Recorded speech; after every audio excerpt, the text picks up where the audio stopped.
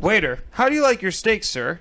The gentleman, like winning an argument with my wife. Waiter, rare it is.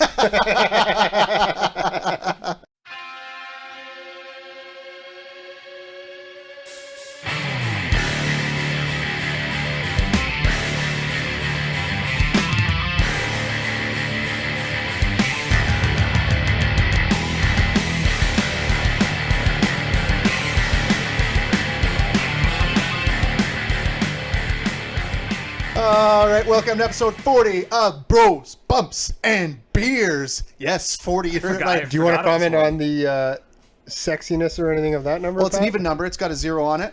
Divisible by 2, divisible by 5, 10. You know, 8, the only thing 8. better than 2 T's?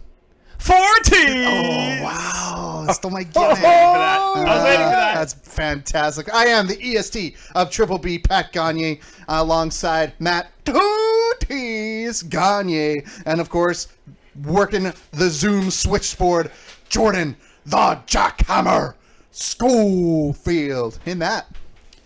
You look good in that new sweater I bought you. Happy birthday. My birthday was in January. No, it was in January. I was like, I thought we just did this. Yeah, it's. I didn't get him a gift. That was a bad move by Pat. Took me 2 months. Oh, that was his gift. Yeah, it took you 2 full months. Yeah, 2 full months, and then 2 months. Yesterday I actually dropped off his son's birthday gift or daughter's birthday gift, and he's like, "Did you bring my gift?" Fuck, I totally forgot it. It was awful. And then I was like, "Oh, I'm gonna tell mom, and she's gonna get so mad." Oh man, at she you. texted me like an hour later. It was like the most infuriating text Are I've ever gifts seen. in your family low key, or is it like everybody's like gearing to give each other shit? Like think like Christmas time. Like is it like everybody's like itching to show everybody what they got? My mom's an overbuyer. Okay, my whole family's an overbuy. So Yeah. Oh no, like Helen will like we get to come here for Christmas and we have gifts under the tree and it's like, oh, those must be for Matt's kids because like they're small children, right? And she's like, oh no, you guys got lots and we have like 5 or 6 gifts for just us. that never gets old. Like it No. doesn't No. fucking matter. I mean, how one old you bag are. socks and underwear is my favorite gift. Yeah, Oh, that's the best It gift. never. I'm currently running short on socks, and I'm like, I wish it was fucking Christmas because Well, I mean, that's like when you know you reload. It's so cliche to say, but like you get that gift and you're good for a year. Like you got to Yeah. just make it another 12 months to another Christmas to get through it. Except I will say, mom, she backfired this year a little bit. She bought underwear. They were a weird cut. I could only wear 2 of the 4 pairs, and even the 2 pairs that I can wear, I had to change Why were they weird before cut? we recorded today because they were riding up, and I was thought getting some I thought that wasn't chafing. why. I was getting some Doesn't chafing. that just and- okay? So I have about I would say only 2 of all my pairs of underwear that don't ride up. I just assume that's a fact of life now because I can't get them to. You know, not do that. I got probably the best gift I got this Christmas. I got the Manscaped. Shout out Manscaped, no free ads. Oh, I was gonna say, do we have a pre-roll? Hold on, Because hold on. everybody does. You're gonna have to explain for the people that don't know what a manscape is. So No, a Manscaped, no. a Manscaped. No free ads. Okay, because Even though we are a podcast hosted by males, usually those podcasts why don't are. we just don't we have to have a generic ad like where it's like, do you have hibernation bush? And then have some like hot Instagram model like everyone has the same ad. It doesn't matter. It's like every male podcast I listen to has had a Manscaped ad. And it's all the same. we're just fucking waiting. read. Manscaped, if you're listening, I mean, we're open Yeah. for business. I mean, but yeah, our, no, our listeners need it more than anything. in that gift, it came with Manscaped underwear that doesn't ride up or chafe. 100% true. Greatest pair of underwear I have. Everyone I know that has sacks swears by them. I am cannot a converted Sax user. Yes. So you spend $30 on 1 pair of underwear. Because those are the like one of them has the Army Men one is Sax. I feel like Can't do it. I would be embarrassed to talk about this, but I feel like it's a very male problem. I think like underwear, like it needs to be talked about more. The stigma of being ashamed to talk about your underwear, we need to I lift don't that. think there's a stigma there. I think don't you're think so? making that up. You think so? Yeah. I think, Son of a bitch. you know what's funny? I can't tell you the last time I've talked about my underwear or been uncomfortable about it. So But if it comes up, do you think kids get made fun of for having like tidy whities? Like that has to still Do be a tiny thing, whities right? still exist? Oh yeah. yeah, for sure. Do they? I know a guy. My kid had some, and then Okay, I'm talking like No, as an adult, yeah, I definitely know a guy. wow. you? No. Okay, let's not. Yeah, drop let's names. not go any further than We're that. not do gonna that. bury anybody, right? No, we act. If you put 3 and 3 together, and you probably know who I'm talking about. They're not white anymore. We'll say that. But yeah, Oh boy. Wow. Wow. Right, yeah, so hey, I had a big weekend, so I actually I feel like life's getting a little bit back to normal. The snow is melting. God, the snow is melting. It's fucking horrendous. So the first thing I did, I went to a restaurant for the first time since everything got closed down. And we're so back. Winnipeg is so back. we're fucking back. You want to know why? It's not why you think. Oh, okay. So I went to Hearth the other day, and I was like, "We are back." Yeah, we went to I was we went to psyched. Marion Street Eatery, which is amazing. Solid. Great place to eat. And so we're sitting there, and there's a guy who's there by himself, dining by himself. I thought of you, Jordan. And That is a big Jordan move for sure. so I knew we were back because as we're sitting there, he calls the waitress over, server, sorry, and he says, "You know what would really improve this dessert?" And I was like, "Ryan, shut up, stop talking." Shut the fuck up! I want to hear what he's about to So say. he's talking, and he goes, "If you put a little whipped cream," and then he went on this like 5-minute rant of like how to improve it, but he finished with, "But it's good." So like Winnipeg, we're so back. That is the most Winnipeg thing you could possibly If say. I'm the chef or the like whoever does that shit, I'm just walking out and just like folding his table up and be like, "Get the fuck out of here." Like, we have been closed, sir, Yeah. for months, and you're telling me that the food isn't satisfactory? I will take your money and you will leave, sir. Some of my favorite places to eat from, it's just funny how like you would go in there and then you'd get them for takeout, and it's just like the food level drops. I would say like a massive amount. Like I'll body bag a place right now. Kevin's fucking sucked. Like Kevin's, the macaroni and cheese place. Oh, I love that place. Yeah, so do I. And so does me and my lady. And we ordered it. And Yeah. it comes to the house and it's fucking dry. And the problem is that I don't think it's their fault. I think I've just come to realize how much I hate like Skip the Dishes or DoorDash at this point. Like the service or the rate in which they drop stuff off is horrendous. don't get me started with And they DoorDash. take 30%. They take 30% of the order cost. It's fucking garbage. DoorDash is definitely inferior to Skip the Dishes. Yeah. But I just want to say, like, you're like, Kevin's. Is that not the worst name for a restaurant? Because, like, you said Kevin's, and then all of a sudden it's like... It's also owned by Stella's. It's named after their fucking cats. I'm not joking. Really? The owner's cats That's are amazing. Kevin and Stella. That's Yeah. amazing. But you're like, Kevin? And I'm like, what's wrong with Kevin? Like, what did Kevin do? Like, Kevin didn't do anything to anybody. Yeah. I've been there once and I was like, oh, it's a mac and cheese place. The one thing I did get from them that was amazing and I would highly recommend it, they do like a salt and vinegar chips macaroni with Old Dutch salt and vinegar chips. Yeah, that doesn't sound like something I want to eat. I wouldn't either, but it was I would say it's great. That's why when I hear Jordan say it wasn't very good, kind of blew me away. I'll tell you. Well, no, it's not good in takeout because it's like it just doesn't travel the same. The best thing Kevin's does is they do smoked old fashions. Oh. So that's when Oh. they put like a piece of wood in the cup of the old fashioned to trap the smoke, and then they bring it to you and release it. So like you get this wood smokiness as you drink.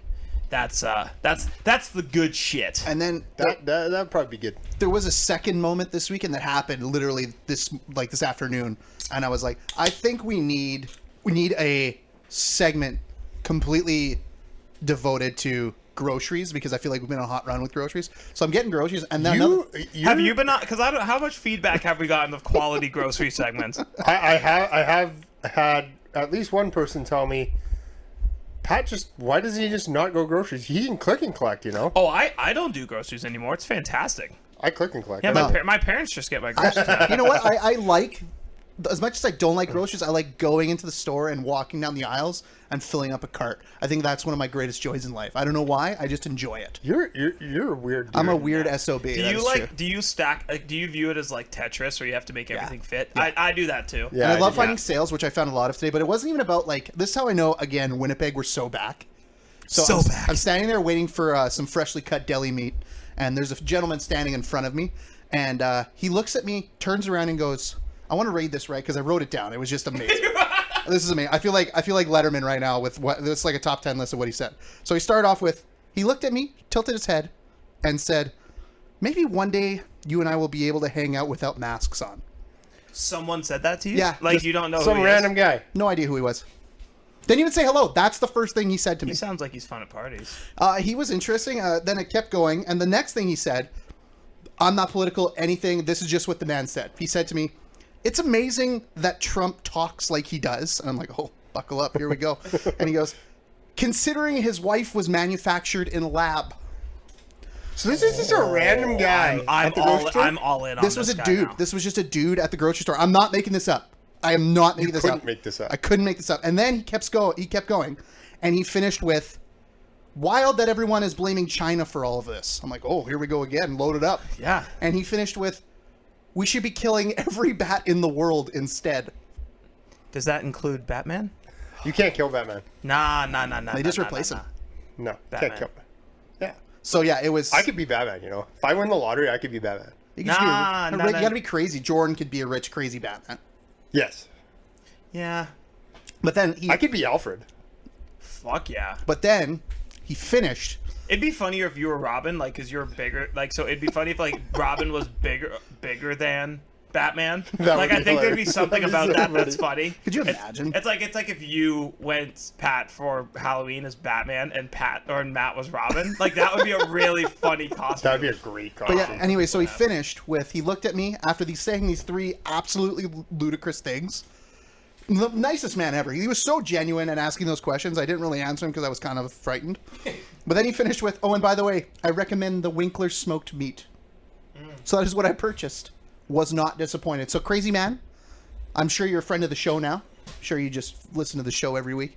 Thank you, because that was some of the best meat I've ever eaten. Oh, It you was- did get You them. got it? I did. It was fantastic. Were you scared if you didn't? That guy would be like, why the fuck isn't this guy getting the Winkler smoke meat? Well, I feel like he just would have known the 5G would have gotten me, so I figured, like, get some karma on my side and get this Winkler smoked meat. That's true. It was only a matter of time. Yeah. Like, the 5G is probably just, like, waiting outside our door ready to just hit us.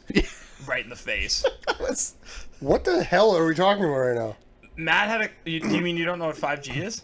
Why isn't that like cell phones and stuff? Yeah, but 5G is, like, a conspiracy theory that, like, people were saying that it's the 5G waves that are, like, giving people COVID. Yeah. Which makes no was one of sense, the right? No, that's stupid. It's the chemtrails. Exactly. Boom. Thank you! As long as we figured it out. You know, I've been you. listening to a lot That's of, like... ludicrous. I've been jumping into a No, lot that's of... a rapper. Yes, it is. Luda. Move. Now, I just been listening to a lot of podcasts about conspiracy theories lately because, you know, super bored. And the best part is that everyone on it says, like, conspiracies are the best because people don't understand that it literally will take, if this is all a conspiracy, if COVID's a conspiracy, it would take every person around the world who's involved to keep their mouth shut and not say anything. Yeah, so as human beings, was we can't just gonna say this. we can't collectively like I would decide tell. on fucking anything. I would tell.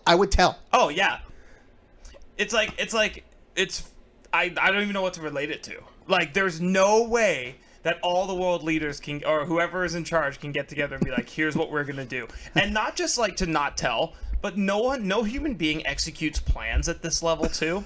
Right? Like, there's just not a person who can execute a plan this wide. Most groups of human beings can't decide where to go eat. Yeah. Never mind coordinate a worldwide pandemic. But hey, I also like the people, like, so I had some folks who, like, can't trust, they're like, I just don't trust the vaccine. I'm like, good, get the fuck out of the way. Like, I'll take it. I was like, you know what's bad for business? Producing a vaccine that makes everybody sick again. Right? It'd be like an airplane company that's like, yeah, you know, we had a bunch of planes, they all crashed. Like, that's how you don't make money as a pharmaceutical company, right? Like, it's bad business for Pfizer to make a vaccine, because you know what they have to do if they make a bad vaccine? They have to make a vaccine for the vaccine to cover the cost of the vaccine. All right? That's called going out of business and going to jail. that's fine. If people can believe conspiracies, I have no judgment. You can believe whatever you want to believe. It's just that whole fact that was said to me, I was just like, that's wild. You know who's, you know, I'm sure you guys know this, like, friend Paul, friend Christina. Yeah. They fucking love their conspiracy theories. Absolutely. I love hearing about them. It's Me too. crazy.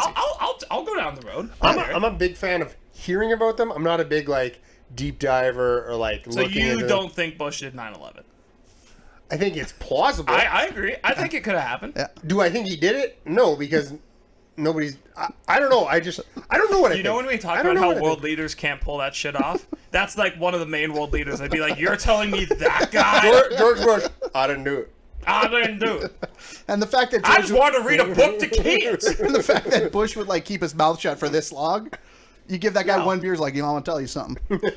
Everybody sit around the sharing tree. There's for sure, if he did do it, there's for sure 45 guys at some fucking honky tonk in Texas that he is told. And he's like, but you can't tell Did him you about it. see that documentary, the Cheney documentary? Yeah. Called what was it? Yeah. Vice. Vice. Vice? Sorry. That documentary made me just believe that, like, Cheney was essentially just orchestrating everything. Yeah. Like, I don't know how true that all was, but It's amazing. it though. sure felt that. And the monologue at the end where he's just staring at the screen, like, Spoiler alert, man, I admonishing. haven't seen it yet. Oh, so okay. Jeez. Well, I mean, it's just a doc about Dick Cheney, How but many- there's a part where he basically just like talks to the screen for 5 minutes, and it's like bone chilling how Well, like jarring he is. Guys, how many beers have you guys drank?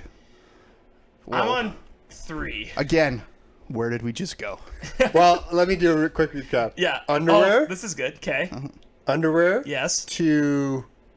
Forgot the second thing. Yeah, even you. Restaurants. Restaurants. Winnipeg's so back. Super bad. To grocery shopping. Yes. To conspiracy theories. Right. To talking about Dick Cheney. Oh, yeah. See, I had a moment there. Don't tighten up that. Oh, Tyler. All right, so hey, because we're I all might just cut Cheney. because we're I all might just cut it. because we're all over the place. You guys want to talk about some beers? Are we there? We're only 15 minutes in, Pat. Bullshit. Yeah, no, we're not far at all. I don't know how long you think. Like that's like that's the shortest first block we would ever have. So tight. I feel like we've just done so much already. I don't know. There's like a lot going on. Well, okay. I wanted to talk about this Okay, because that's I fine. Let's thought. fucking go. I'll cut it. I'll cut it together. Let's fucking do it. So the Jets. Oh, Oh, how did we not? The Jets got the barn doors blown. How off did we last not night. talk that about was this? on the Seven- list. It of was things on the list, to talk yeah. about. That's why when you were like, "Let's move on," I was like, "We're fucking forgetting something." Yeah. So they got the barn doors blown off last night, 7-1. And it got me thinking, like, blowouts in sports. And then it got me thinking, is the worst blowout in sports an adult league blowout? Because you have now committed. So it's like, let's say we're playing hockey. Especially if it's early in the season and you're just like, Yeah. "Are we gonna suck? Or Like, are we gonna be super bad?" Or it's 10 o'clock on, like, a Wednesday night. You show up to the rink, you know, you're like, man, I usually go to bed at 10:30. It's late. You show up, and then all of a sudden you're playing, and it's like 5 rip after the first period. You're like, oh boy, Oh, fuck. that didn't go as planned. Matt, And then- speaking from experience, that has happened to us. Oh, it absolutely has. And then all of a sudden at the end of the second, you're like, man, it's like 9 rip. It is actively 10:30 at night, and we are down 9. We are not coming back. And the worst But- part is but you at probably that have point- about 7 or 8 players. But at that game. point, aren't you good? Like, at that point, you're good to just coast, right? Because it's men's league. Like, most guys are coasting. I believe there should be a mercy No, rule. but here's the thing. I've had a season of hockey like that as a child, where like every game we went in and it was like, well, like 4-0, 5-0, 7-0. Like we just sucked that much worse than everyone else that it didn't matter. So in my opinion, it's way worse when you are on a team that's expected to you're expected to compete, because it can't be the third period and you're lollygagging. Because, like, at that age, if you have, like, actual coaches and your parents are, like, paying for you to play, like, they expect you to go hard the whole time. So you're down, like, 7-0, and it's like, you got to keep going to the fucking corners Yeah. and keep getting beat to the piss. Like, it's terrible. So I think that's a lot Well, worse. who do you feel worse for? The kids at that point, or the parents in the stands who got to sit through that? Depends what they have in their coffee cups. Right? Like, Yeah. I mean, if it's a late...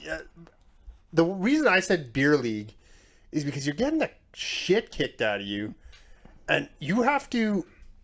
You can't just be like, I'm done.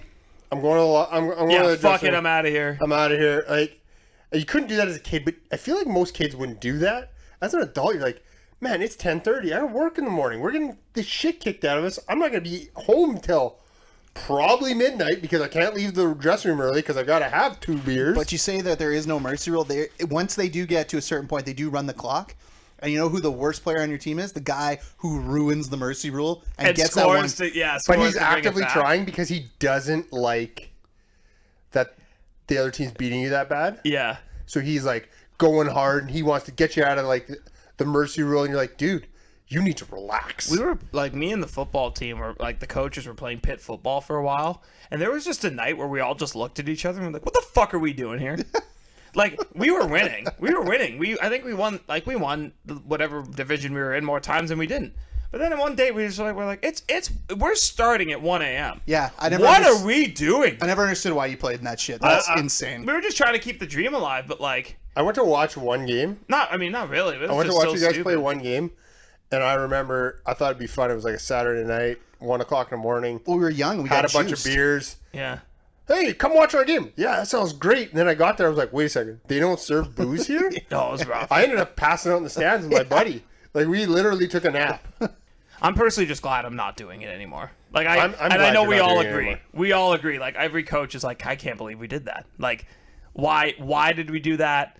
What's the point of doing that? Like, we'll never do it again. It was just like a time in our lives we just look back and we regret wholly. You know, I'm sure that's how everyone feels. What's the worst attended hockey game consistently? 11-10. 11-10. Is that the latest one you play? Yeah. I that's like the upper limits of what I would play.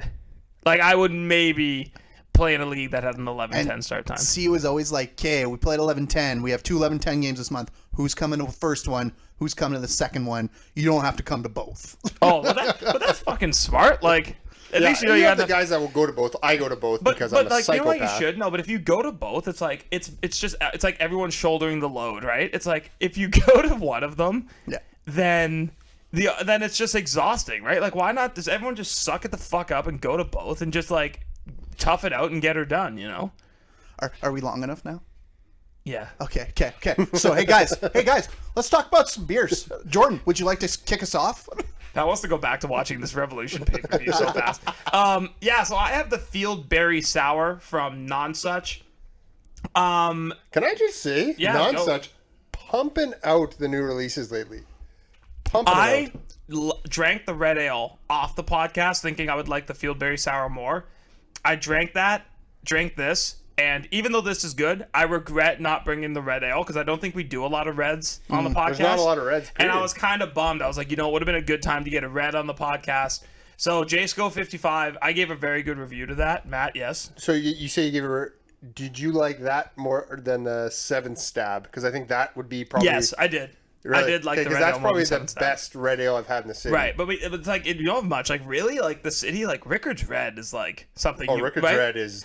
You could crush it. Yeah, but that's the problem. It's like you don't really have someone making a red. But Yeah. not even, and consistently it's rare. It's like the 7th is the only one, really. So, for me, I think the Field Berry Sour is really solid. I think it's just a pretty standard sour, though. Like, you're not going to get, a ton of blueberry. Like, I think Field Berry is inherently vague. So, like... Yeah.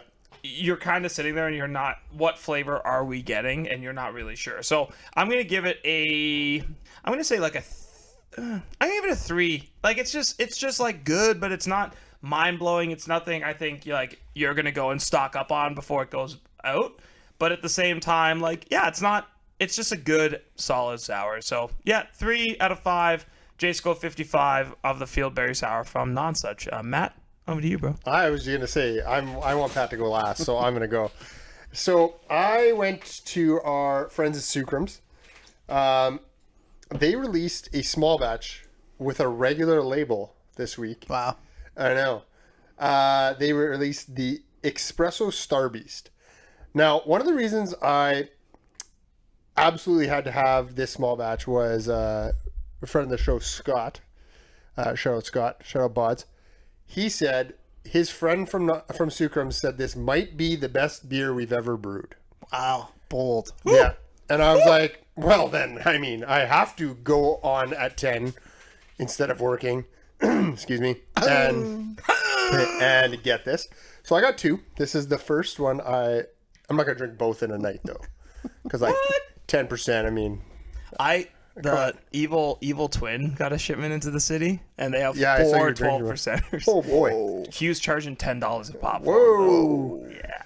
Deep pockets. So, the Espresso Star Beast. I gave Star Beast, the regular Star Beast, their Core Pour Imperial Stout, a 4. That is the most drinkable Imperial Stout I've ever had.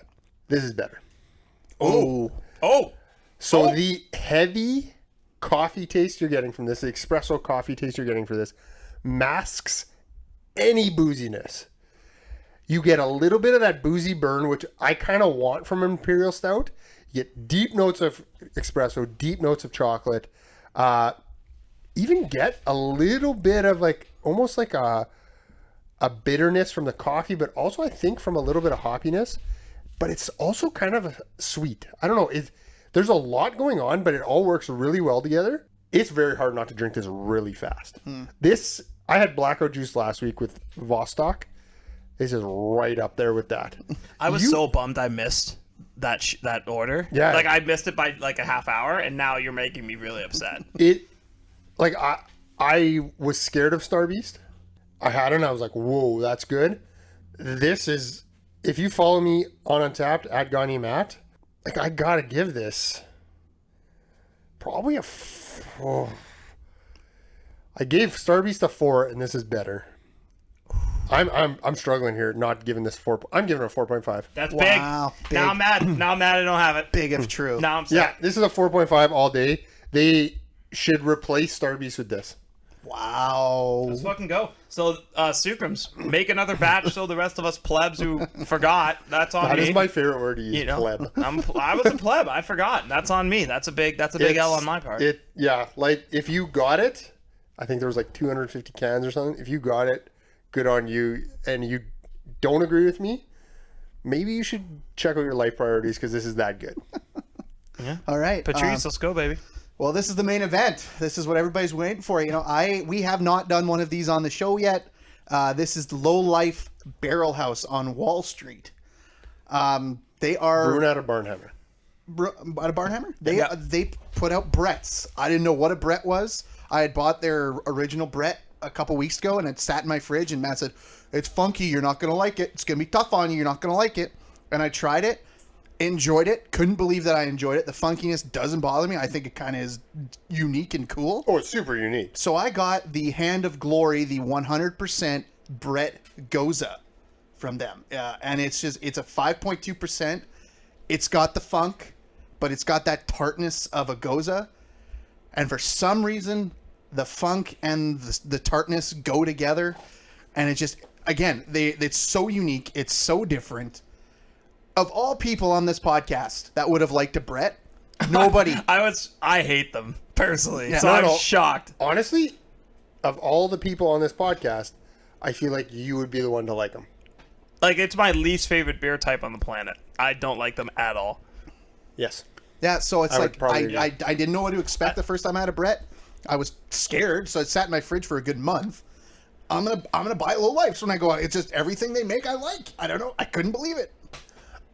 I didn't try they released the 2 Picantes, I think they were. Mm-hmm. They're like wine beers. Oh, yeah. I'm kind of sad I missed those. I like wine. But they were very bready. They were still They were very funky, bready. eh? I tried them. It's That the- was the one where I finally texted you to. I'm like, I can't do it. I know what? keep trying and I don't have it. Just before you rate it, the Brett Funk, if I can do about 5-6 sips. Mm-hmm. So about a third of a can, No. and I'm like, that's interesting. No, sir. The next third, so getting to like the last third of the can, I'm like, okay, it's starting to wear on me, and that last, like that's my journey. My to a stomach Brett. starts to churn at the halfway mark. Yeah. Just I don't have that. churn. I'm almost done. It's real good. So if you follow me bud. on Untap at Pagani, buckle up, boys. We're giving it a 3.75 all day. Solid score. It's real good, and I all can't say the more of Bretts out there in the world are gonna be so happy to hear that. You know. it. So But that's the great thing about beer. That's the great thing about beer is everybody. different strokes for different folks. There you go. 100%. Yep, 100%. Yeah, so to recap, Jordan had the Nonsuch Fieldberry. He gave it a 3 out of 5 on Untapped. You can follow him at JSCO55. Matt had the Espresso Star Beast from Sookrams. He gave it a 4.5 monster score. And I had the Low Life Barrel House Hand of Glory 100% Brett Goza. I gave it a 3.5 on Untapped. Hurry up, pick up all 3. They're all great. And now we move to Jordan for the Winnipeg Beer News of the Week. Thank you, Patrick. So, short one this week. Kilter Brewing came out with the Whirlpool Tart Hoppy Tropical Double Dry Hop Sour Ale. Pretty good. I think if you're thinking this is the same as the Pina Colada Dreamsicle, like it's not. It's really not. So this is going to be a lot more along the lines of a traditional sour ale, where Dreamsicle was a milkshake IPA, if I remember right. So definitely different, worth getting a try. I will say I also had Spies. fuck, do they continue just to knock it out the park. Yeah, it was good. Spies was really good if you had a chance to get that. Not to mention the can was super cool. Devil May Care. Boom! There it is. Yes. Volume 2, Nothing But the Hops. That's a hazy IPA. Geez, I almost worked at Barnhammer for a second. That's a hazy IPA. Citra, Mosaic, El Dorado is in there. Mosaic. There you go. Mosaic. Shut up, Matt! It's fucking embarrassing. Barnhammer Brewing, Milkshake IPA, Grapefruit. I don't like grapefruit. Neither do I, but I'm gonna so, get it. but I'm yeah, it's probably like gonna a part of me is like, it is a milkshake IPA, so I feel like we have to give it. They say it thinks it smells like the Campino candies, which I like the strawberry Campino candies like a lot, but I didn't really like the grapefruit ones. But you know, like okay, so the Campino ones, you know, it was like kind of like a peppermint swirl looking thing, and it was cream. Oh yeah, you know what I'm saying? I was like, what is I he think that's what talking a about? Campino. I'm pretty sure that's what it is. Yeah. Trans Canada Beer. I'm laughing because Trans Canada Beer came out with 2 test batches: a matcha latte sour, and a dark chocolate stout with cocoa nibs. My fiance wrote on the. Oh, she's pretty much my wife at this point. Who cares? She wrote like a emoji on the post, and she was like eyes emoji, right? I'm like, oh, I'm like text. Or I wrote on the post, do you want one? And on the side, I didn't know this about her. She's like, fuck no, I hate matcha. I was like, she loved matcha. I know, and I was like, oh, so nothing against Trans Canada Brewery who made those two. It was just funny because I was like literally halfway out the door to be like, yeah, I'll give this a try. And my fiance was like, I hate matcha, don't ever get me that. I was like, oh, okay. Learn something new about people every day. Torque has the Kenyan Caboose Kenyan Caboose Coffee is in their Back on Track coffee porter. You can grab that at their place. I also saw it at the Q. Matt talked about Espresso Star Beast. Still pissed I missed it. That's bullshit. So good. And finally, this is some big news here. The beer can, as my dad would say. The beer can. No, he's not. what the no. fuck? I don't know what that was. My daddy liked the beer can, man. So the beer can, a popular pop-up beer garden, has picked its location for this summer. All right, Jenna can, really excited for this location, she says. All right, so I'll stop doing that so you can understand me. Where is the Granite Curling Club? It's right by the ledge, actually. I don't know where the ledge is. Where's the ledge? The legislative building. Okay. Yep. I'm not from here, all right? What do you want from me? All right? Your team lost 7-1. We beat the Oilers and then lost to Vancouver somehow. Go Toronto. So basically, that's where they're going to be. Granite Curling Club. That's where the BICAN is going to be. And that is going to be fantastic, I'm sure. It looks like Matt's internet's starting to go crazy, so I'm going to cut it off here. Pat, back to you. Thank you, Jordan. And we'll put a bow on that. And when we come back, you will hear our AEW Revolution Recap. Oh, Michael, this is going to be fun to watch. Oh, boy. That happened? Yeah. Not good, Bob. Not good. We're back. We're fresh off watching the end of AEW Revolution. That was my favorite thing that's ever happened in wrestling ever. There's I ever. could name you 100 things that were better than that. a lot going on. in my When brain. do we do that retro review? Can we do it next month? Maybe we might have to. That was all right. So and you want to Matt- start with rocket ships? Yeah, maybe Matt, just be Matt positive? before we started recording, he said let's do rocket ships first, and I think we should because nothing's going to top what's going to end off this segment. So Matt, what was your rocket ship from tonight's AEW Revolution? I'm going to be a prick and just take the obvious choice. The ladder match? I don't know what Is was it actually not called. obvious if you don't know what it It's is? the face of the revolution. Face ladder of the match.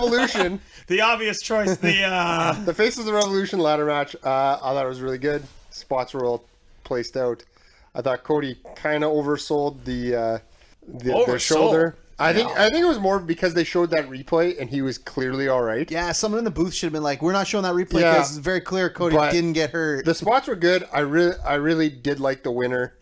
I've been a big advocate of his on this show. But you said he can't win a world title, which blew me away when you I said don't that. think he's world title material. I think he's a contender. I just don't think he might be a transitional guy, but I hope he's Triple H and he proves me wrong. Yeah, I think Scorpio Sky has like he makes that heel turn. I think he can win. I believe he will win the TNT television title on Wednesday. I think Darby's going to come in with that hurt gimmick. Yeah. After what was a great would- piece of cinema, which we'll get to. But Cinema. I think that he'll win that. I think Scorpio Sky turning heel, he could become world champion. I really think he's got that coolness factor to him. And I think he's not far off of turning heel. I think he's shown some kind of qualities of that. But I thought that match overall, the Face of the Revolution ladder match, like I knew what it was called. I thought that was a well played out match. I enjoyed it. I think it was the best match on the card. And then I'm assuming you guys are probably going to pick the two other matches that I think were top three, but we'll see. So yeah, that was my rocket ship. Yeah, my rocket ship was probably the first match of the night. I think MJF. Wait, what? Yeah, MJF and Jericho against. Who else was in it? This team. Doesn't matter. No. Is it MSK AEW version? Yes, sure. Okay. We'll call them that. Sure. You know what? The reason I like the match so much, I think. Hey, look, I hate the Young Bucks. Let's just call a spade here. I do not like the Young Bucks. I think they're a waste of everything that I love about wrestling. But what can the Young Bucks do? The Young Bucks? No. It's what Chris Jericho and MJF can do. They can take a flippy shit style wrestling duo and slow them down, make them tell a story, and put on a really solid opening tag team match. I just want to hear you say it. The Young Bucks can put on a good match. The Young Bucks can put on a good match when they are with different talent that knows how to tell a story. If they have to lead the match isn't going to be good. I think that's fair. I think I'm not going to disagree with you. I think that's a fair Tonight they were in the ring assessment of them. They were in the ring with one of the greatest wrestlers in the history of wrestling, and Chris Jericho. It's true. Yeah. It's fucking true. Yeah. I was waiting for the joke. I know. Yeah. Sure, So I think there's not much more to say. I just think it was a really solid way to start. I think we're moving towards Jericho being kicked out of the Inner Circle and an MJF Chris Jericho feud. Cannot wait for I think that. we're gonna get Chris Jericho face right away, and I think that'll be fun for everybody. I think he's as good of a face as and he is that'll help as turn heel. Sammy face, right? So I think that'll help push those two things. Yeah, I think forward. he's going to go get Sammy, and they're going to make their own little duo. Yeah. And I wouldn't be, and I think Hager's gonna go with him, because then he can go with Wardlow, right? Yeah. So I'm not sure what's gonna happen with Pride and Power, sorry, but I think you're You think gonna. they split them up? No. I don't think you can. I No. mean, it'd be an interesting mini feud to have them go on separate sides, and then I think that would be good. I think you have them go on separate sides, I and think it could be more working towards like a team versus team match. I think that'd be kind of cool. Mm-hmm. Yeah. Oh yeah, So- duos. Yeah. Jordan, I'll let you finish it out. What was your So I rocket think ship? you guys thought I was gonna pick the Darby Allin match. No. No, okay. So my favorite match on the card was actually the tag team battle royale. That's the one I thought you were going to Yeah. pick. That's the one I thought one of you would Ray pick. Phoenix is just is he a joy to watch. And I don't find his flippy shit to be too gimmicky. I find it to just fit who he is. Yeah, it's like it's him moving around the ring. But I think there was just so many great talents at the end of that match. Yeah. Like you have Pac, you have Jungle Boy, you have Archer, who's just such a great big man. I really love how was in he the ladder works. match. He was in the ladder Oh, fuck. Did you watch the show? Yeah, who am I thinking of? Oh, no, I watched it, but it Oh, was you're cutting thinking out of every Luchasaurus. 10 seconds. It was kind of rough at home. You're thinking of Luchasaurus, I think. Thank you. Luchasaurus, so Dinosaur Archer. And so I just liked the match in general, but Ray Phoenix really stood out for me, and I like that he's getting a win and a push against the Bucks now, too. I think that's going to be cool. That'll be a hell of a match. Yeah, I think that tag team battle royale was like they showcased a lot of teams Excuse me, that what? The what? Tag team battle royale. About a what? Royale With cheese? with cheese. Do you say Royale or Royal? Royale. He said Royale. It's a battle royale. It's a battle royale, not not a battle royal. royal? No, it's a battle Royal royale. Rumble. It's a battle royale. There's an E at the end. Well, Yeah. fuck me. I guess I'm the idiot here. Well, at least you know. I mean, yeah. Yeah, it was just like the whole match. The whole match showcased a lot of teams that I didn't even know existed in AEW because they put a lot of teams on Dark, right? Yeah. Like what is it, Bear Country? Those two big sons of bitches that they came Yeah, out. it was some fucking units, Hey, man. their mothers are nice people. I'm sure they are, but they gave birth to big sons of bitches. You got the Varsity Blondes, which I think they have a lot of upside and talent. It showcased Jungle Boy, which I love Jungle Boy, so I'm all in. Did you know he's Luke Perry's son, Matt? I do now. Oh, good for the third time. But yeah, no, it was a good way to showcase a lot of teams, and I don't know if the Darby Allin match was as good as it needed to be, so I don't know. If I think it was fine. It was fine. good. Yeah, it was a good way. I think cinematic matches surprised us, and now I don't know I almost don't know what we do with it now. I compare everything to the Boneyard match. The Boneyard match was about as perfectly as you can do a cinematic match, I think. I'd say so. For me, it's it was the Bray Wyatt WrestleMania. Yeah. Like that to me is. I think there's a 1A, 1B, and I think they pinnacle. were both I there, really yeah. hope he faces Randy at Mania because I think there's so much you can do with I that think if kind you of like do- storytelling. I think that'd be interesting. All right, let's just do this. As let they Mac- say on Letterkenny, you guys want to fuck this pig? Yeah, Matt, you had something that wasn't what we're going to talk about. So what was your wet bread? Okay, so in the interest of content, I decided to add one more thing to the wet breads that wasn't piling on what we're just gonna. I think It's probably eviscerate is the word I would use. eviscerate. I like it. I like Thank that you. word. Is that journalism major coming through? I here? absolutely detested the fact that they did commentary over a taped match. It was pretty. Live commentary frustrating. over a taped match. That was dumb. My favorite part was when they were commentating over slow mo, Yeah, which like clearly doesn't this is happen. live. I feel like it took away from what Darby Allin. Clearly, Darby Allin had his hands all over the filming of it. Yeah. It took away from what he did. I thought he was a really. 100%. It was a really cool I concept. thought it match. could have been way better. Jordan said it well, like we were on Zoom, they were watching it, and he said, "Why didn't they just put like emotional music or Just a simple track, like just a simple musical score. yeah, musical score? That's what you just used. some Yeah. simple scoring. You could have even had Darby like Darby probably knows enough musicians who would have scored that casually. I really don't think you needed. I thought it.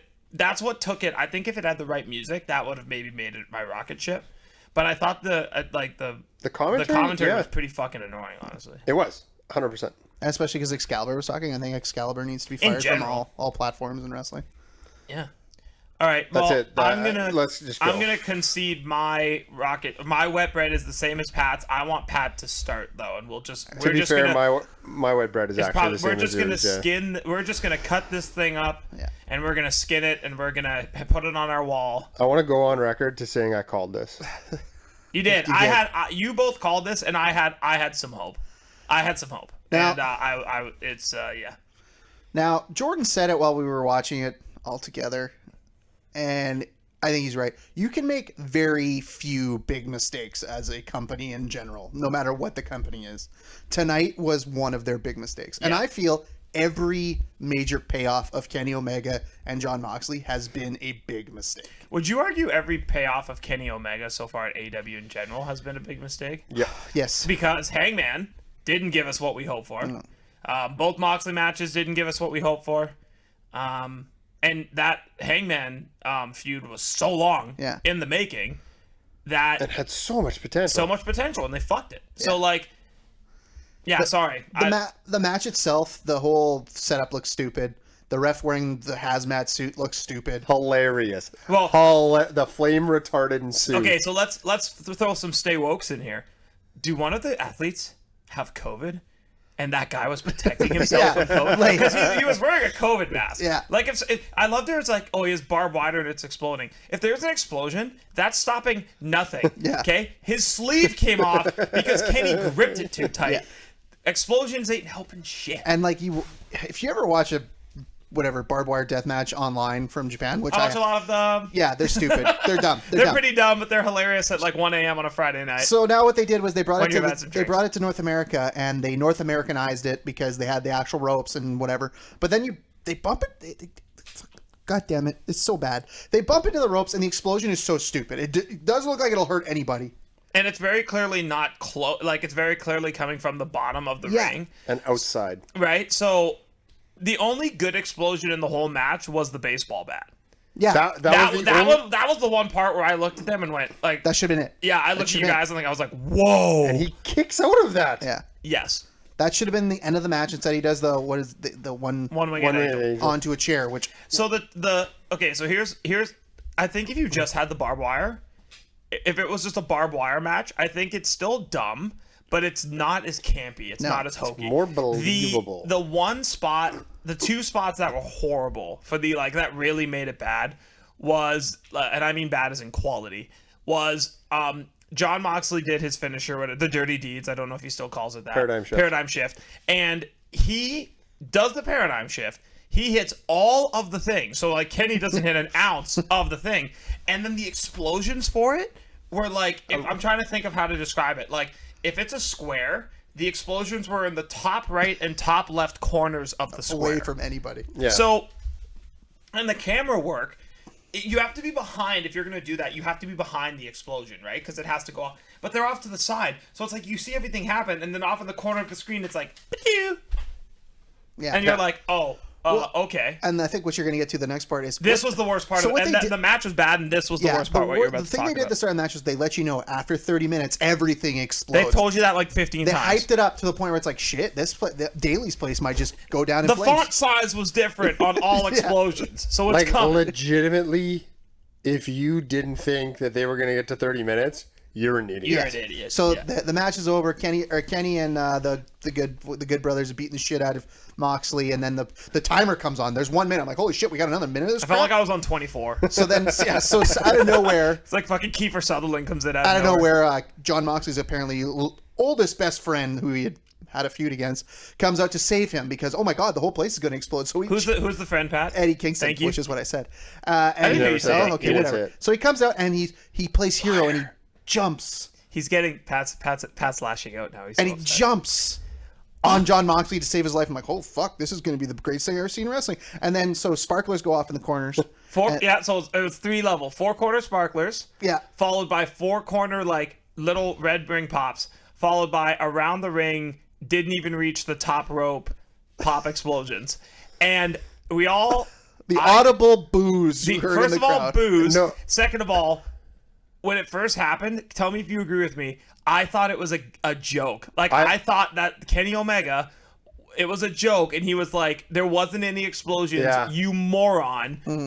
And then the announcers are playing it up like Michael Bay himself just set off the explosion. They should have got Michael Bay. Easily. So they said, and on top of that, Eddie Kingston, apparently in the middle of the ring, died from the explosions.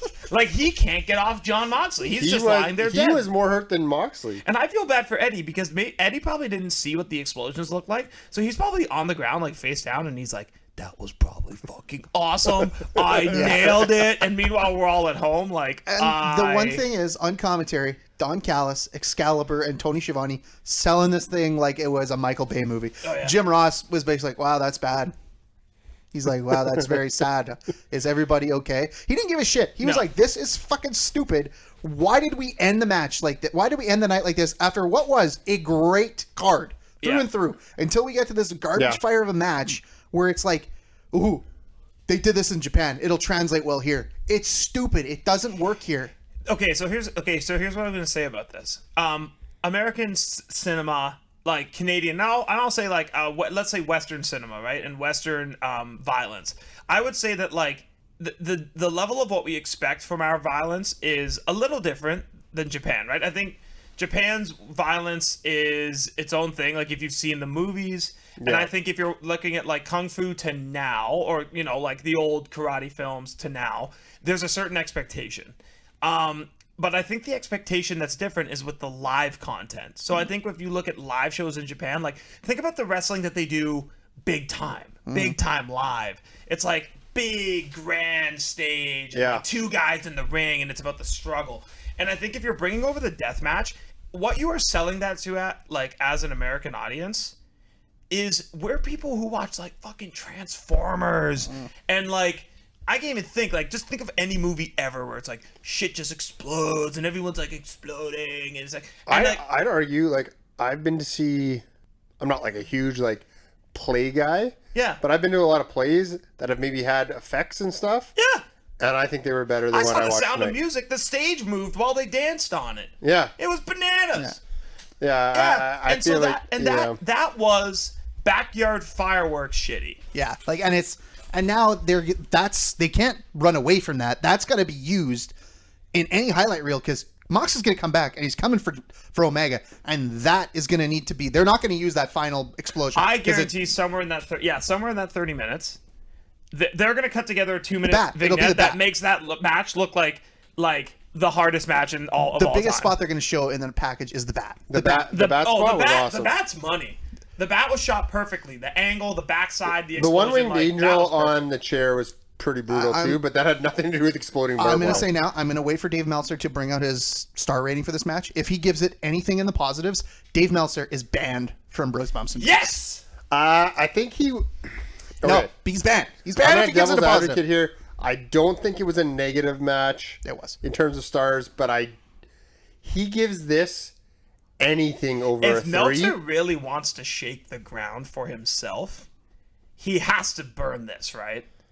Yeah. Like you have, and I think It's terrible. you have to burn this because it saves your brand if you're Meltzer. Because you don't have to. You can say like Omega is amazing one-on. You can say I'm just saying if I'm Meltzer, Omega's amazing one-on-one, amazing as a storyteller. This wasn't his element. You can even say like Moxley probably made him do justify it. it, yeah. You can justify it if you're Meltzer while also dragging a body bag of this match. Nope, positive score, he's banned. I don't mind. You know what? I ban. don't mind it. I'll add him to the I'll list. ban him until he, for some reason, one day decides to come on the podcast and we change our mind. I'll ban it outright. I agree. See, Jordan? Like that's everybody else, like that's the type of thinking Disco I like. Inferno. Also I like it. I like it. banned. Now, I think my last question would be, aside from the last match, the card was pretty good. Sip, cheers, or chug? Oh, I'm going to cheers it. You're going to cheers it. I think it was a great card. Just take out that last match, which is a total fucking garbage fire. I would. I'd say it's cheers. I cheers it. Like, yeah. It's almost like you're cheersing it, but the bottom of the beer somehow like it's just all backwash. Yeah. Like you got to the end and it's like what? Like how? Yeah. I've done a poor job with drinking. My drink management was off, yeah. Yeah, drink management was off. Like, or I think maybe this was like you over poured. And you don't hold it against the beer for that last No, sip. you're like, I should have, I knew it was going to be dumb, and I dumbed it up. I came in knowing dumb, it was dumb, and ergo, I expect dumb. That's The what way it was. the way I see it, you cheersed, you took a big gulp, and then you sat there with your hand around the glass, and you got wrapped up in what you were watching, and then the beer got warm. Okay, you know what? Yes. And you were like- I was about to say, and you nailed it. It wasn't backwash. The beer got warm. Yeah. It got at the end. It got at the end, excessively warm. not even just warm. Like you accidentally put it on a heater, Yeah. and you're like, "Oh no, I've ruined my And beer." I can't leave that last No, sip. it's been, and I'm gonna drink it, but this beer is Yeah. ruined.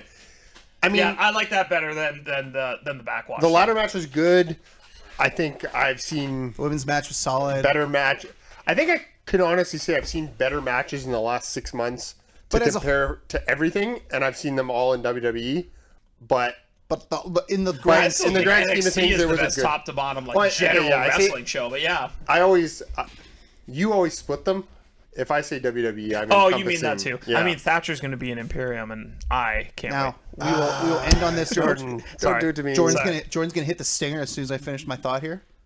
The only Why do you get the last one? because it's funny. I wrote it down. We didn't talk about it yet. Oh, right. The only reason Kenny Omega won this match is because he grew up in the mean streets of Winnipeg, bare knuckle fighting in minus 40 degrees weather. This is dangerous, JR. This is real dangerous. All right, we're super back. One last back, Matt.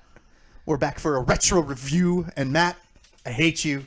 Why'd you make me watch this shit? Oh, we're back doing this. We're back hating each other for making us watch. I've wanted to watch this one for a while. Yeah, so again, we kind of modified the retro reviews. We are not going to do the full card. Thank God we didn't do the full card of this one. That might have been my greatest contribution to the podcast Yes. ever. Was outlawing full car retro that was a reviews. big- So this is Matt. plus. Matt's taking the reins on the retro reviews. He lets me know what to watch, and I gleefully watch. This week, I was not so gleeful the whole way. We are watching 2 matches from In Your House in 1997. D-Generation X was the title. We'll be watching 2 matches with the members of DX involved. So, Matt, I'll throw it to you to dial it up, dumbass. Thank you, Patrick. So this was D-Generation X in your house, actually. And I'll get to that in a second. So this happened on December 7th, 1997, from the Springfield Civic Center in Springfield, Massachusetts. You know, he almost Massachusetts? had it. He was so fucking close. I practiced that like earlier, and Massachusetts. Massachusetts. There was So close. You got to the end of the race and you fucking tripped. There was 6,358 people there. Nice. Exactly. Apparently. Okay. So just a couple of notes regarding this this pay-per-view. This was just after the Montreal Screwjob, so they do make reference to it, and the end of the main event that we actually did watch is a bit of a callback to that, I guess you could say. Mm-hmm. The In Your House, excuse me.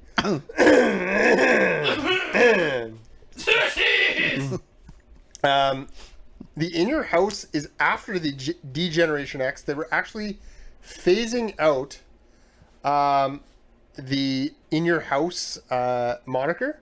They were just going to go to naming the pay-per-views. Oh, interesting. Okay, I didn't know that. This pay-per-view is considered the worst pay-per-view of 1997. Oh, thank you. Which, Thank I you. mean, was a fire year. It was. Yeah, that was a hot year in wrestling. That was one of the best years in wrestling. But it is also considered one of the top 25, some say top 10 worst of all time. But I mean, like, I didn't know that before, but I did, and I made Pat watch it anyways. 3 other little notes, fun facts.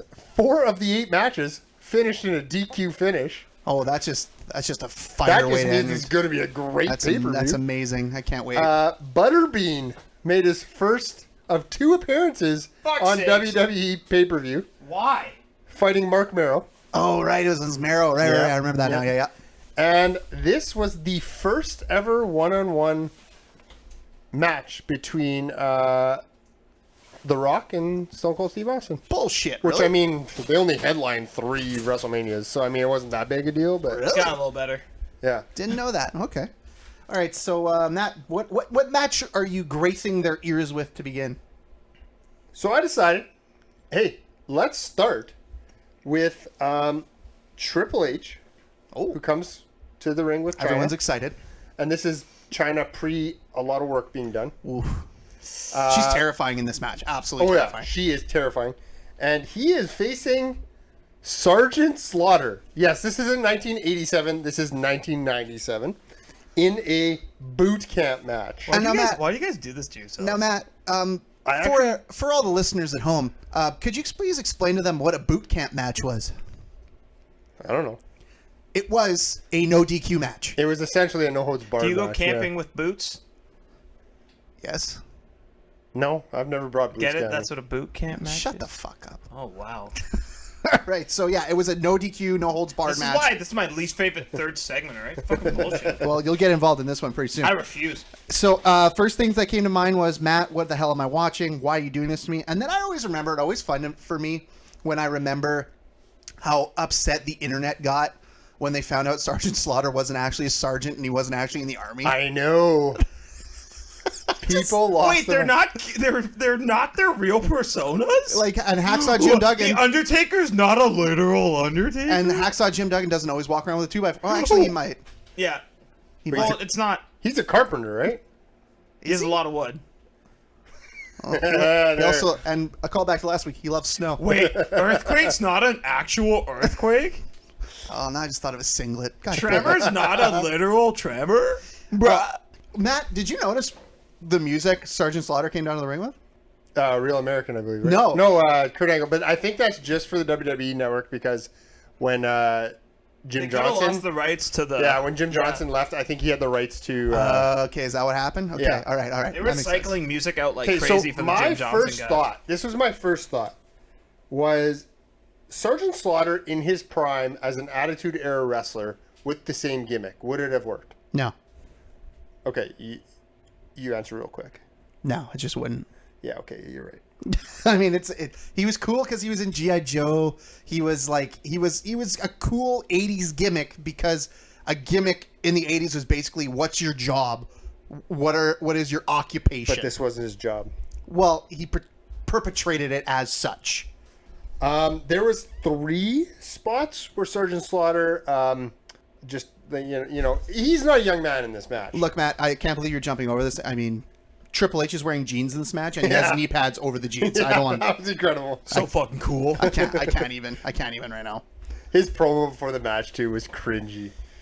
He's come so far. There is so much going on in this match that just like is so random. Like one of my favorite parts of this match is Jerry Lawler throughout the entire match. Oh, this is good. Yeah. Throughout the entire match, every time Sergeant Slaughter takes a bump, he yells, "He's dead." Oh, that's not even what I was going to say. Why did he say that? Every time he takes about, oh, Sergeant Slaughter's dead. Sergeant's dead. So he makes so many puns, like military puns, and then JR finally calls him and he calls him out, and he's like, "Really going heavy on the military puns, eh?" And he goes, "Yeah," and that's it.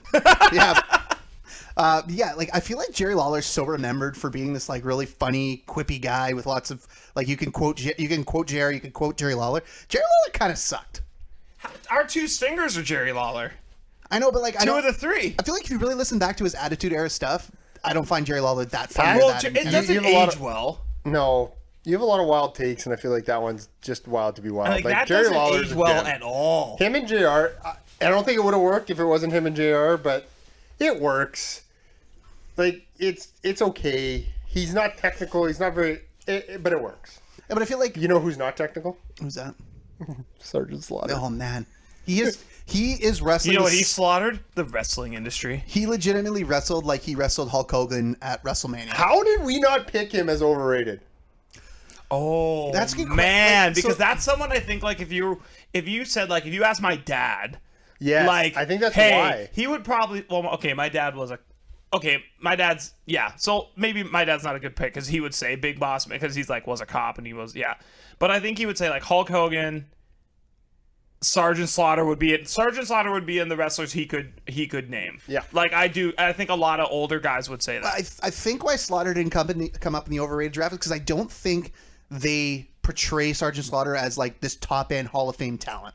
But he had the look though. He had the jaw and like the salute. Like he had the look. I think what it was is he had his gimmick and his story arcs, the couple story arcs he did have, were that memorable. Like And they were good, yeah. He was the Iraqi sympathizer. Like Yeah. that holds up today. Like people still remember that. He's just, and I think his AWA stuff is better than his WWF Yeah. stuff. But there was a lot of guys who were kind of shit. Like wasn't Randy Savage kind of all over the place? Or Ultimate Warrior all over the place. Like not great in the ring, but because of his gimmick, it kind of holds up. He wasn't good though. Yeah, and it's just like the match itself, pretty much, it really looked good on paper. They probably saw, hey, we're going to use Slaughter Helmsley, and that's going to be awesome. And it just wasn't.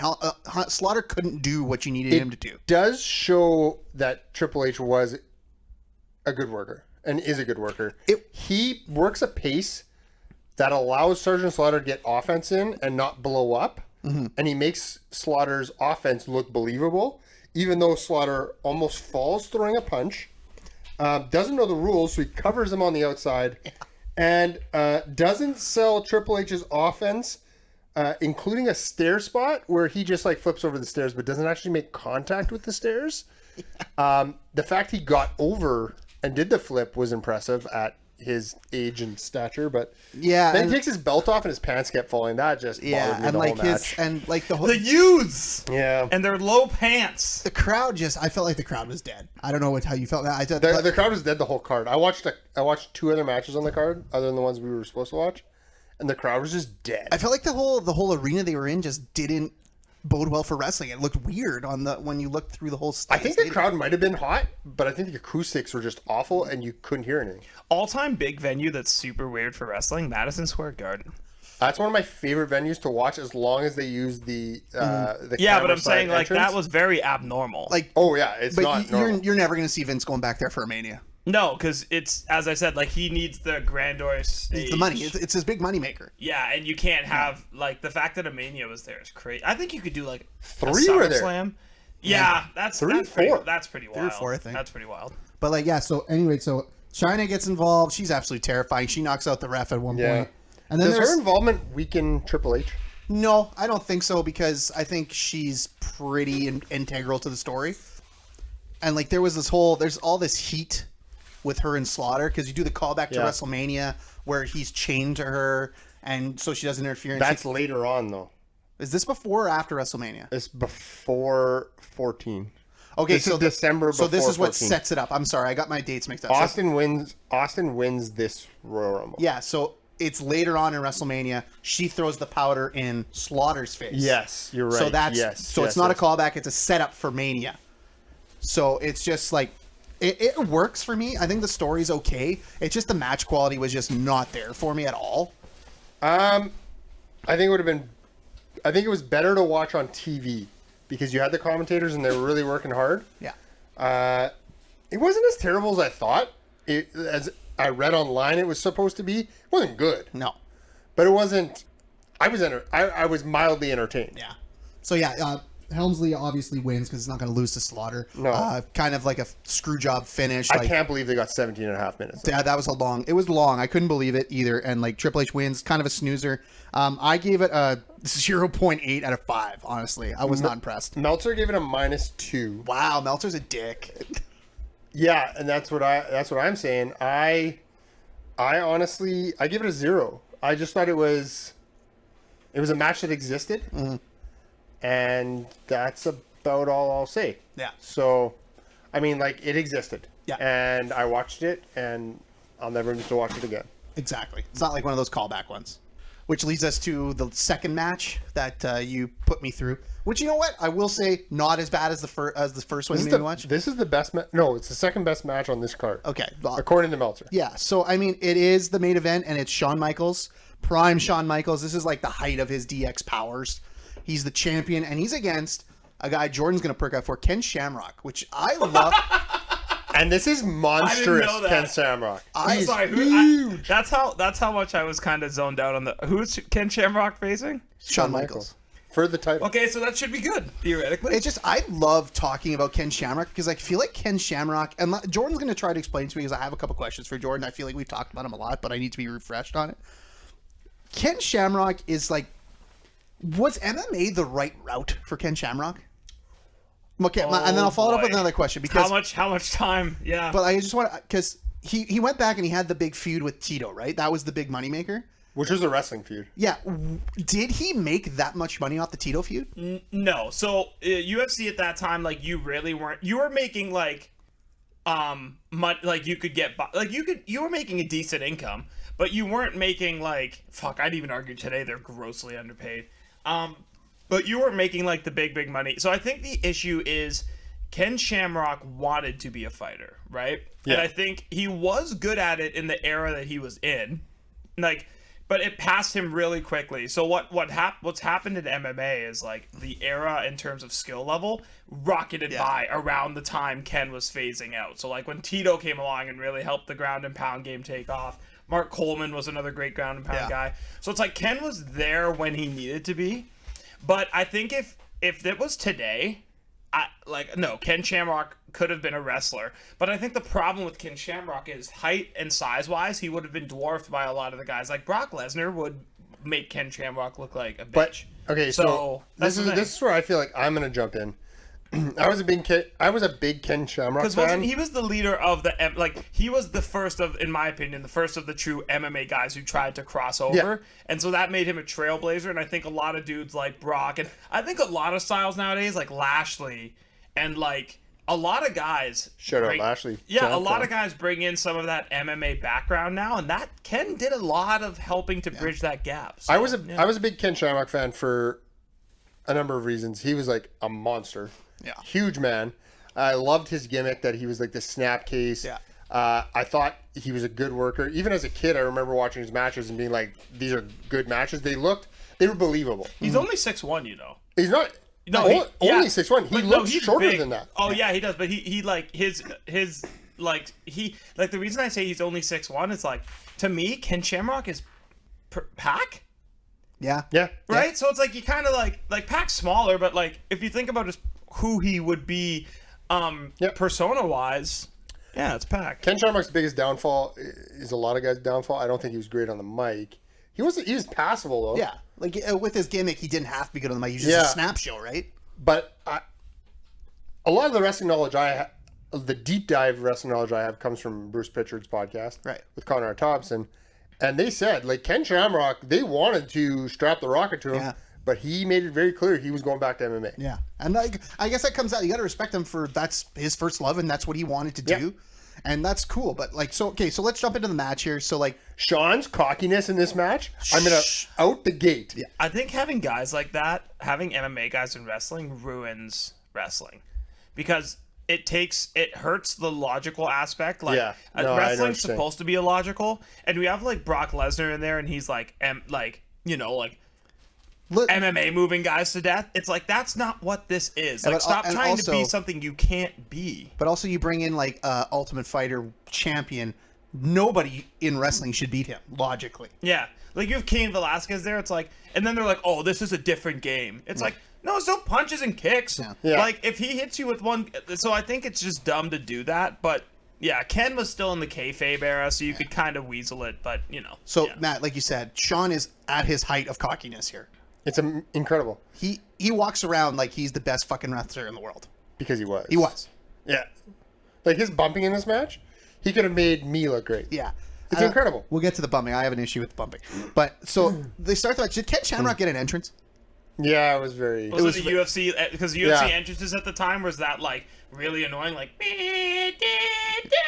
And it's Yeah. like super Yeah, shit. that That's was gonna basically- suck. that was I basically tried to his lean I feel like I back for blinked and he everyone was in at the home. ring, and then Shawn gets this big drawn out from the locker room Oh, so did entrance. Shamrock. Shamrock got to see me. Okay, I guess I But was missed it. Shamrock just walking to the ring? Yeah, he was. Yeah, Yeah. in his robe. So yeah, the Oh, match I starts. forgot he wore a robe. Matt, so you said Shawn's bumping, you were into it. I love his overselling. Yeah, see, I felt like he was overselling, and I feel like when Shawn's overselling in a match, something's going on backstage where he's just like, I'm going to be an asshole You today. can't stop thinking about Hogan when you think like every time I Oh, see that- Shawn Michaels, yeah. I think about the Hogan match that he overbumped for. Well, It and was that's what I'm comparing to. I feel like this is this, but on a lower scale. Like there this is Shawn's way of being like Ken shouldn't be here. Like he's not that guy. And I think at that point, that's what Shawn was. He was that big of a prick that he was like, yeah, I'm going to show everybody that I'm better than Well, Ken you Shamrock. can see why. If you're Ken Shamrock, you're like all these fuckfaces. Like this isn't quote unquote in his space. He probably used the fake word a ton. Oh And, yeah. and then Yeah. in the but it's true. Like that's another reason why it ruins it. I just right? felt like the whole match was kind of a weird. The other thing that kind of took away from the match, Earl Hebner is the best dumb ref ever, but it's so he illogical. took good ref bumps. He took great ref bumps, and he was good at it. But you're like, at the same time, you're like, okay, at a certain point, it's not logical that you are being distracted by this garbage. The fact that you've been a ref in WWE or WWF at that time for that long and you're still getting fucking fooled by this stuff. Yeah, like Shawn grabs him so Hunter can work him Yeah. over. You know, it's like It was. I didn't like the way that Shamrock was booked in this match. Like he's a killing MMA machine. I thought his offense looked good. It did, but then I feel like the shit that Shawn was getting over on him was like that. You shouldn't even be doing that. I felt like that was the illogical part of the match that should have been logical. Yeah, okay. I feel like Shawn was working the chicken shit heel to its epitome, and he was doing a great job with it. So I feel like the whole match should have been like that. You know? Yeah, for sure. Well, let's get to the finish. So Shawn gets DQ'd because Shamrock gets him in the ankle lock after the belly to belly. Triple H, China run in, DQ. Triple H, China, and Shamrock are doing a pull apart on the outside. Yeah. And Shawn's standing on the apron. Owen Hart runs in, which I thought was great. It was Yeah. a great run in. It looked like he Decked waffled him. Oh yeah. And it was a good foreshadowing early from Jerry Lawler, Yeah. saying that like Owen would never come back. Bulldog was hurt. Brett went down south. Yeah. So this is after the screw job, right? Yeah, it's after the screw. It's Man, it's a month after the screw I job. feel like 2 months? I feel like they could have gotten way more mileage out of Owen and Shawn feud. Yeah, but I think Austin was so hot. Yeah, that was the problem. I feel like Owen RIP. Like And- I feel like Owen was just in a bad spot all the time. Like just wrong place, wrong time. Yeah, Austin was super hot, and Shawn was super hurt. Yeah, and if you watch Shawn in '97, he just looks glossy all the time. Yeah, he's not there. No, and he's powering through, and he had tons of demons at this time. Like Yeah. he needed a break, and he was The classic yeah. demon Yeah, wrestling. the demons fighting the demons. But I mean, it was a built match. I think it was well wrestled. Kind of boring. Matt, too many rest moves for me. Yeah, there, Oh boy, how there many was were a- there? 15. No, there was two, and there was one. It was like a rear chin lock that I was like, why? Why was this rear chin lock I placed didn't. here? I didn't feel like the pace of the match was high enough that they needed rest moves. Yeah, there was a refs move in the Triple H Sergeant Slaughter match. There was two Yeah. sleeper holds. Fuck me. But this is like it's just an epitome classic Attitude Era clusterfuck finish to end a pay per view, and I love those clusterfuck finishes in the Oh. Attitude Era. Especially only on the big shows where they're like regular. Yeah. finishes. So Meltzer gave this a 3. Wow, that's high. I think. That's Hold high. on, let me double check. Yeah, you gave it a 3. That's high. That's way too high. I gave it a 2.5. I'm way lower. I put it at 1.2. See, I didn't think it was that bad. You know what? I'd have trouble defending. I'd have trouble going back to your catalog of ratings and justifying a 1.2. Yeah, so this is where I'm at with all these retro reviews. Like, I love going back and watching old wrestling, and I love the Attitude Era. I was a big Attitude Era fan. That was like when I was young and I loved wrestling. But you go back and you watch it, Attitude Era wrestling kind of was not that great. No, it was a lot of smoke and mirrors, man. Yeah, and like I didn't realize that until you go back and you watch it with fresh eyes as an adult, and you have a little more appreciation for what wrestling's supposed to be. The work is way better now than it was. The storylines and the gimmicks and all that were way better then. And maybe that was just Vince Russo's fingerprints all over it. Hey, but you know what? It stands up, and I still love the Attitude Era, but I'm not going to go, hey, you tell me a good match to go watch, Pat. I'm not going to tell you an Attitude Era match. I'm just not. No. Yeah, and it's so, yeah. I mean, it was a nice walk down memory lane, Matt. I'm not going to lie. Cheers. Cheers, chug, or sip. I'm still going to give it a sip. It wasn't as horrible as I'm making it out to be. Yeah, and there was other matches on the card that were decent. Yeah. Like, I'll give it a sip, too. This is a card I would go back to watch and see what else is good. You know what I mean? Yeah. So that we'll put a wrap on that. Another great episode, fellas. Really enjoyed myself. Thank you for being here with me. So you're gonna follow us on Untapped at JScope55, at Gagne Matt with 2 T's, and at Pat Gagne. You're gonna follow us on Instagram, Twitter. You're gonna smash the subscribe button on YouTube. We got some fun stuff. The standalone PowerPoint from last week is up, and it is brilliant, I must say. So you're going to support local. You're going to go to local restaurants. You're going to support local breweries, and we will see you next week for another episode of Bros, Bumps, and Beers.